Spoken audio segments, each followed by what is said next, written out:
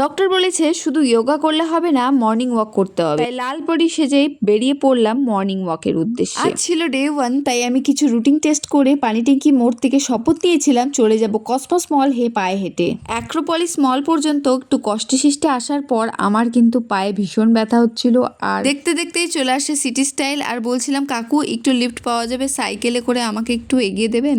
কাকু তো পিছনে ঘুরেও তাকালো না, দেখতে দেখতে কসমস মল চলেই এলাম। পানি ট্যাঙ্কি মোড় থেকে কসমস মল আসতে আমার 23 মিনিট মতো সময় লেগেছিল। তারপর একটা নিম গাছের নিচে আশ্রয় নিলাম, দেখলাম একটা ব্যাঙের ছাতার মতো দেখা যাচ্ছে। এটা কি ব্যাঙের ছাতা নাকি মাশরুম? দেখো বড়লোকি জায়গা, বড়লোকি জিনিস। বরকে ফোন করে বললাম আমার হাঁটা এবার শেষ, তুমি আমাকে গাড়ি নিয়ে যাও, না হলে আমার আর শরীরটা। বর গাড়ি নিয়ে এসে আমাকে তো নিয়েই নিল, সাথে একটু লুচি কিনে দিল। আরে আনহেলদি ফুড তো খেতেই হবে, এত হেলথের কথা ভাবলে কি চলবে? তাই একটু আনহেলদি ফুড নিয়ে চলে গেলাম বাড়ির উদ্দেশ্যে। আর দেখো এখন কিন্তু আমি ভীষণ হ্যাপি। ভিডিওটা কেমন লাগলো জানি।